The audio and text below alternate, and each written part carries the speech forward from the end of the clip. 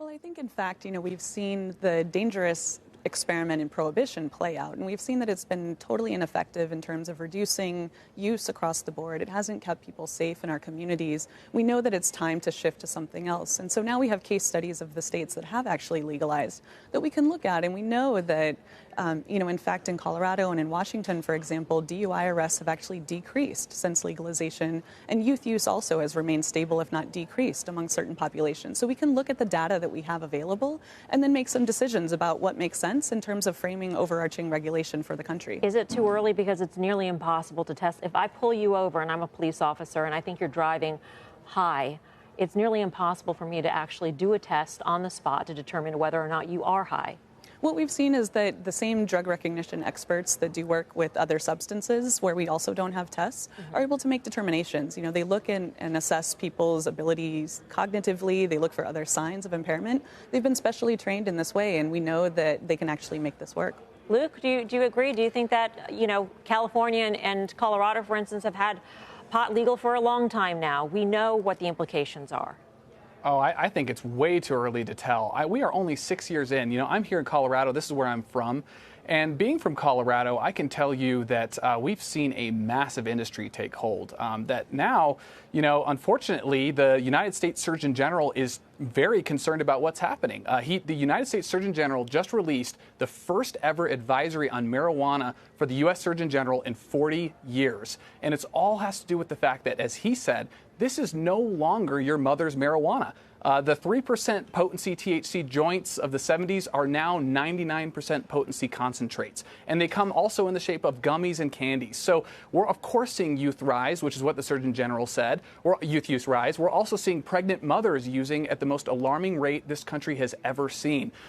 We are moving way too fast right now. We're 6 years in. We should be looking at what the harms have been of this, looking at the data, and making sure that we really get this right. Because at the end of the day, legalization is not about throwing some kid in jail over a joint. We should not be doing that. But what this really is about a massive industry that wants to make money. Now, Big Tobacco told us their cigarettes are medicine.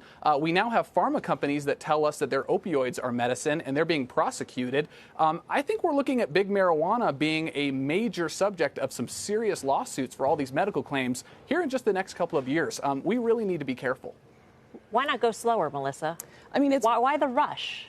It's really clear that prohibition has been incredibly damaging to communities. We know that over and over again this has been the case. 400,000 people in 2017 across the country were arrested for marijuana. So as Luke is talking about the fact that this isn't affecting people very much, we don't want people, young children especially, teenagers, having their lives upended and being thrown in jail. That's absolutely not the case in terms of what our country is doing right now. And it's time to legalize or reckon with that. decriminalize other Schedule I narcotics? Yeah, that's the point here, is we can just decriminalize this so that youth and these communities that have been very much harmed by the war on drugs, that they are no longer arrested, which is exactly what New York State did. Except that doesn't actually work.